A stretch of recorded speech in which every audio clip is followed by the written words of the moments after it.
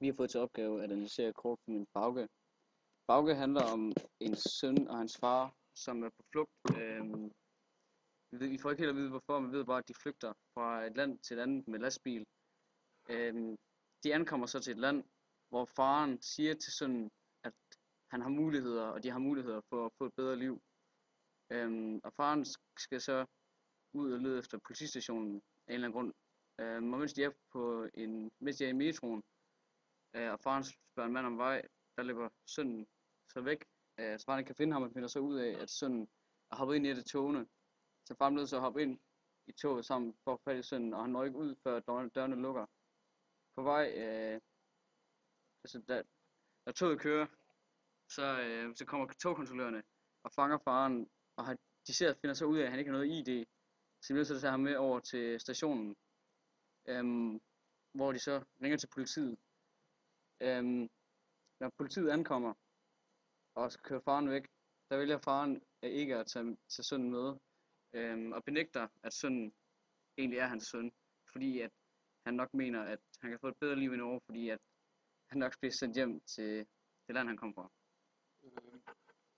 Det foregår i det land, hvor de flygter fra, og så mens de er på vej til Norge, og så foregår selve handlingen i Norge. Filmens tema er en familie, der bliver splittet, og så skal faren så stå mellem det her etiske valg, om han skal lade sønnen blive, eller om han skal tage sønnen med.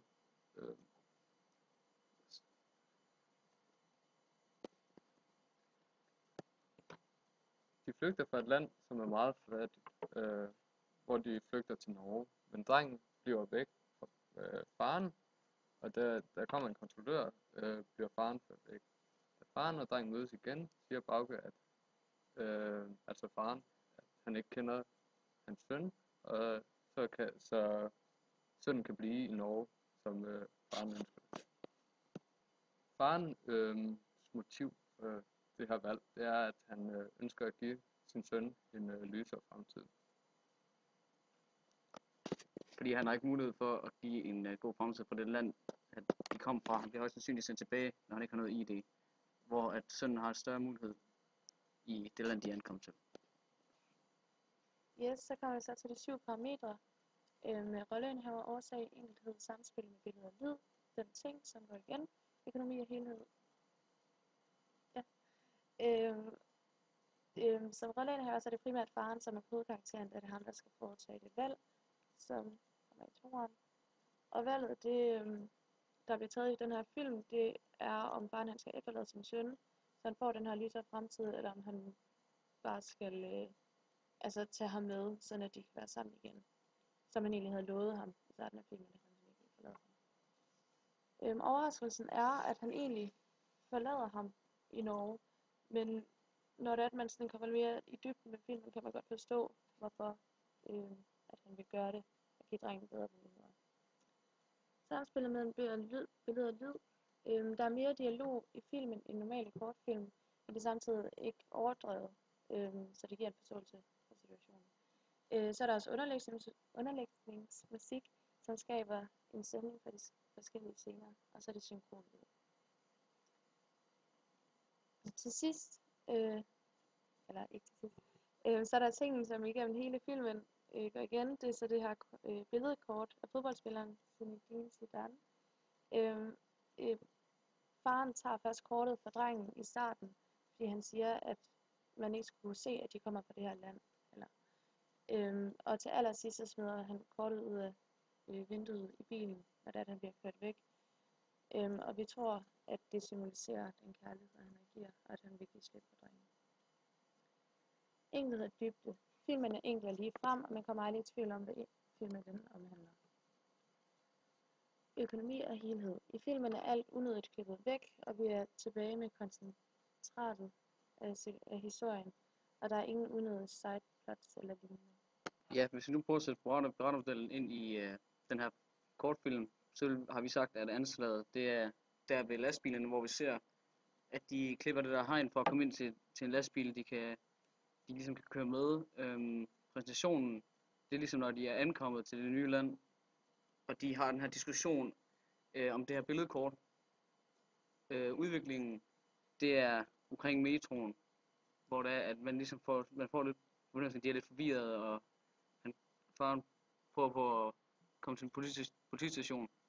Point of no return, det er når togkontrollørerne, når sønnen hopper ind i toget, og faren hopper ind, og togkontrollørerne så fanger ham.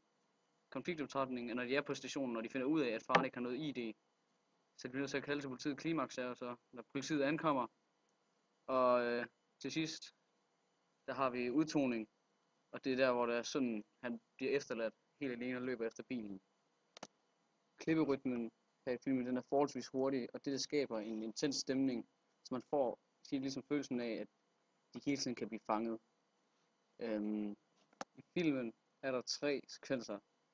Den første sekvens, det er ved lastbilerne, og når de kører under lastbiler, eller når de kører med lastbilerne, og når de ankommer, så har vi en sekvens i metroen, og en sekvens, hvor de kører mod politistationen.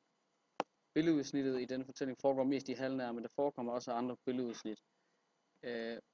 Og selve klipningen, perspektivet er så meget normalt perspektiv. Man ser det hele tiden man føler lidt, at man ser det fra en anden persons synsvinkel. Farverne i filmen er rigtig kolde og meget mørke, som får den her dystre stemning og sådan sørgelig stemning. Fokuseringen den er nogle gange rigtig uskarp, hvor man ser sådan nogle klip, hvor kameraet ikke er helt indstillet. Kamerabevægelser, der kommer noget panorering, men ikke, altså det er meget af det er bare steadicam, eller hvor kameraet ligesom står stille, og så er der et par gange, hvor det er, at vi panorerer og følger en af personerne. Og på lydsiden der er der rigtig meget underlig musik igen, der er med til at understøtte den her sørgelige, lidt dystre stemning. Så kommer vi ned til fortolkningen, hvor det er, at titlen Bogge har rimelig stor betydning for filmen. Grunden til, at den her betydning er, at far, eller Bogge, det betyder far, og faren han er i konflikt med sig selv i forhold til det etiske valg, som omhandler drengen. Og det kort, som drengen han får tilbage fra faren, symboliserer kærligheden mellem de to. Derfor kaster faren det ud af vinduet for at give et forsøg på at vise drengen, hvad han har gjort.